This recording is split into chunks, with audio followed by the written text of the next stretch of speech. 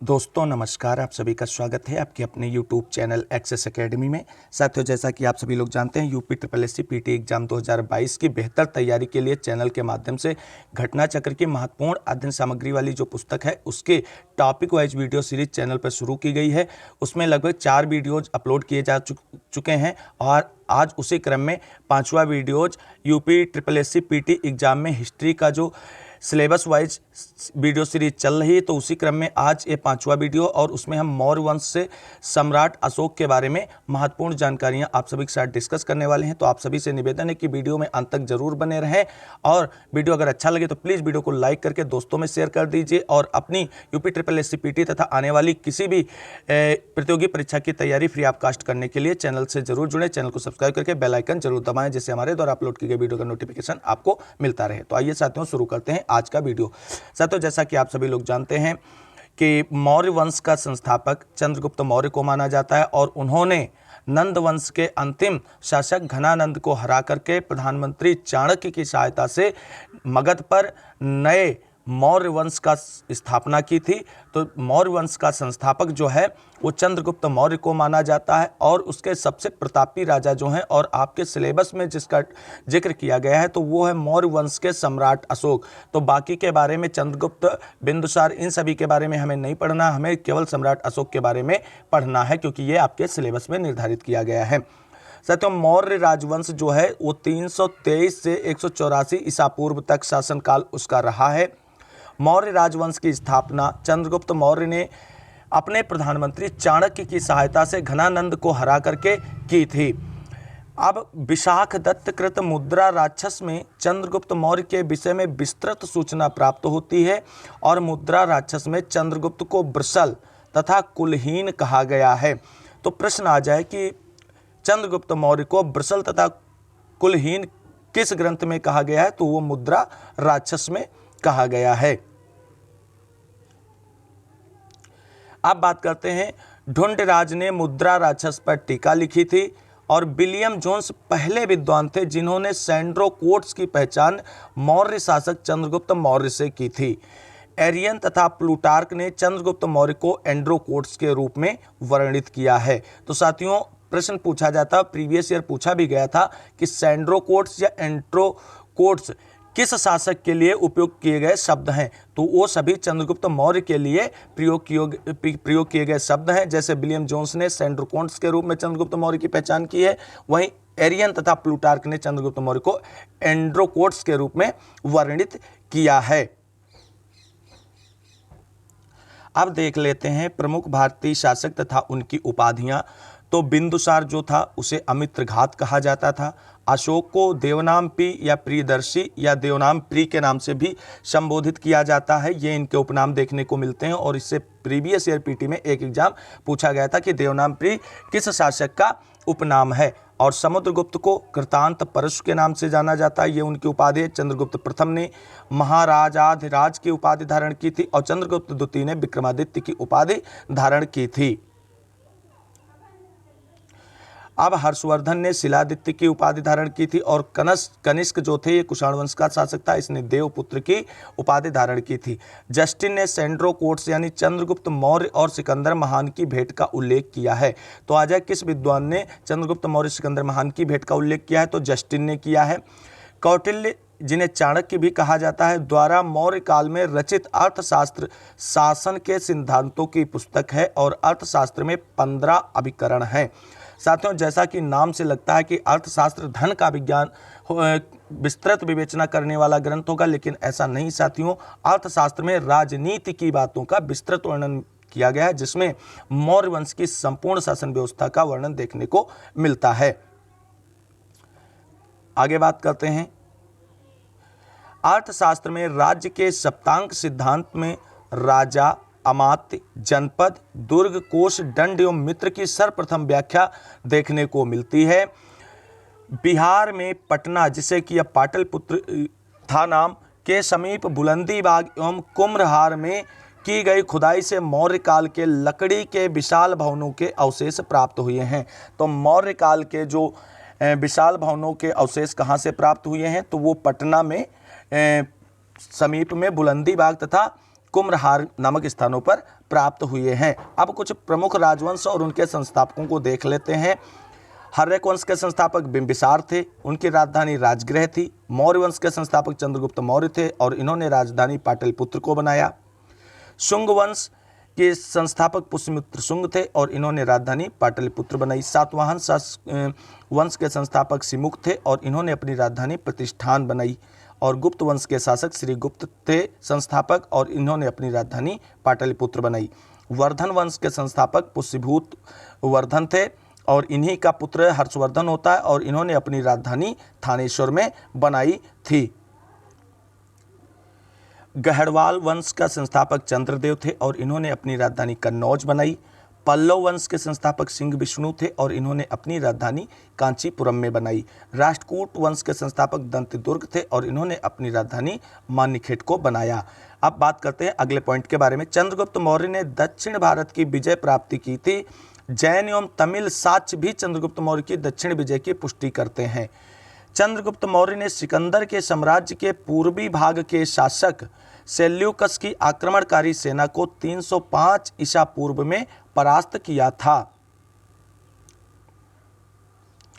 269 ईसा पूर्व के लगभग अशोक का राज्य अभिषेक हुआ था।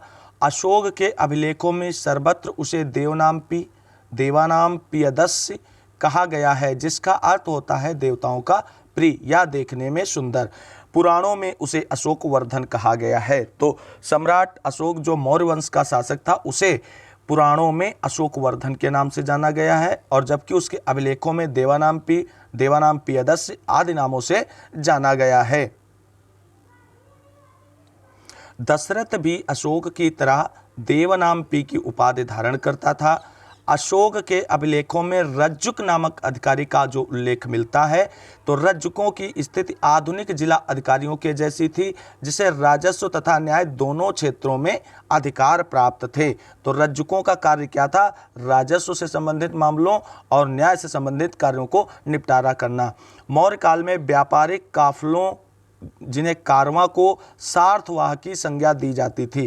तो सार्थवाह क्या होते थे? व्यापारिक काफिले या कारवां होते थे, उन्हें सार्थवाह कहा जाता था।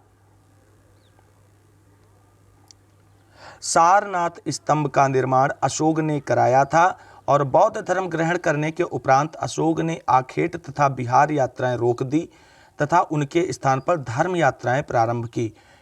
इतिहासकार विंसेंट आर्थर स्मिथ ने अपनी पुस्तक इंडियन लीजेंड ऑफ अशोक में साहित्यिक साक्ष्यों के आधार पर उपगुप्त के साथ अशोक की धम्म यात्राओं का क्रम इस प्रकार दिया गया है।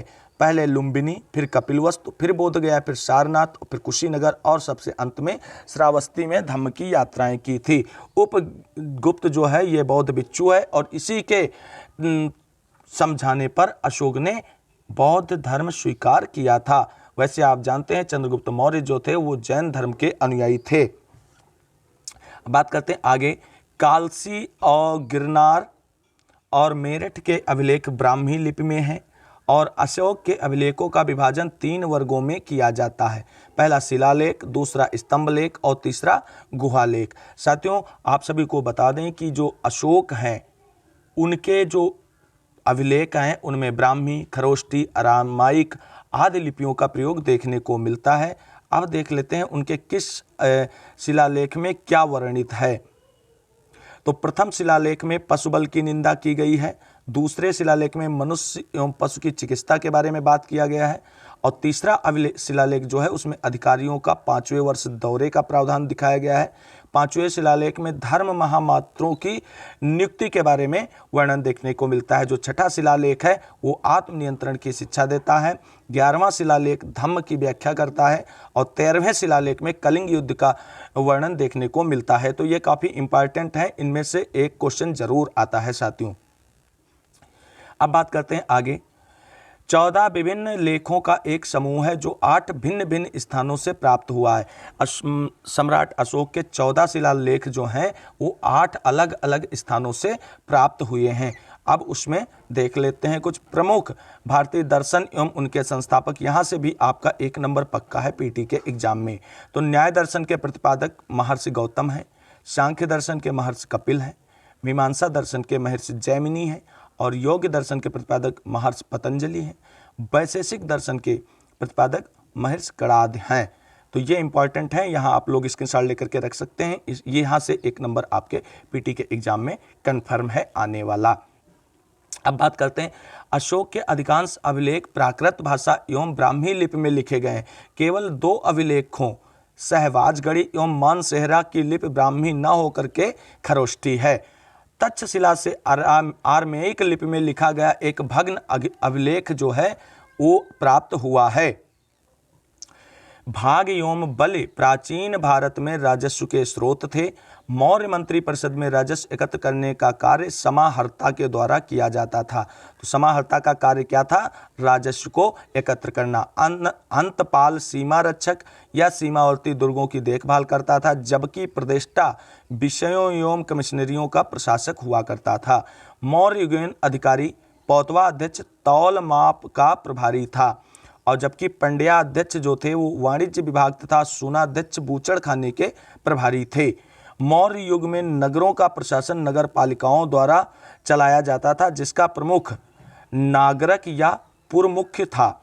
यूनानी लेखकों ने बिंदुसार को अमित्रोकेडीज कहा है। विद्वानों के अनुसार अमित्रोकेडीज का संस्कृत रूप है अमित्रघात, अर्थात शत्रुओं का नाश करने वाला। पुष्यमित्र शुंग ने 184 ईसा पूर्व में अंतिम मौर्य शासक बृहद्रथ की हत्या करके शुंग राजवंश की स्थापना की। वायु पुराण के अनुसार अंतिम कण्व शासक सुशर्मा अपने आंध्र जाति भृत्य सिमुक, जिसे सिंधुक भी कहा जाता है, के द्वारा मार दिया गया था। गिरनार क्षेत्र में चंद्रगुप्त मौर्य ने सुदर्शन झील खुदवाई थी तथा अशोक ने ईसा पूर्व 3री शताब्दी में इससे नहरें निकाली थी। शक छत्रप रुद्रदामन के जूनागढ़ अभिलेख में इन दोनों के कार्यों का वर्णन देखने को मिलता है।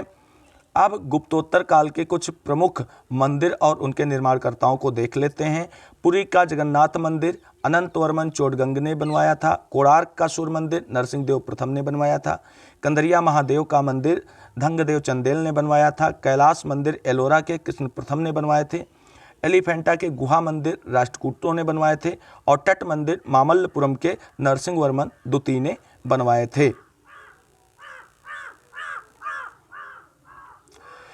कैलाश मंदिर कांची के नरसिंहवर्मन द्वितीय ने बनवाए थे। बृहदेश्वर मंदिर तंजौर का राजराज प्रथम ने बनवाया था। मुक्तेश्वर मंदिर कांची का नंदीवर्मन द्वितीय ने बनवाया था।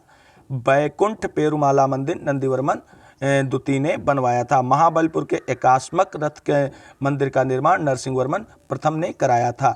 तो साथियों, ये थे घटना चक्र की महत्वपूर्ण अध्ययन सामग्री वाली पुस्तक में आज जो चैप्टर 5 था मौर्य वंश में सम्राट अशोक और उनके महत्वपूर्ण कार्यों के बारे में, उसको आप सभी के साथ डिस्कस किया है। अगले वीडियो में गुप्त वंश के अंतर्गत समुद्रगुप्त और चंद्रगुप्त द्वितीय को पढ़ रहे होंगे। साथियों, इस वीडियो को अंत तक देखने के लिए आप सभी को बहुत बहुत शुक्रिया। वीडियो अगर अच्छा लगा है और आपके लिए हेल्पफुल है तो प्लीज़ वीडियो को लाइक करके दोस्तों में शेयर कर दीजिए, और आगे की तैयारी फ्री ऑफ कॉस्ट जारी रखने के लिए चैनल को सब्सक्राइब करके बेल आइकन जरूर दबाएं। मिलेंगे अगले वीडियो में नेक्स्ट टॉपिक के साथ। तब तक के लिए सभी साथियों का जय हिंद, जय भारत, वंदे मातरम। आप सभी साथियों का दिन शुभ हो।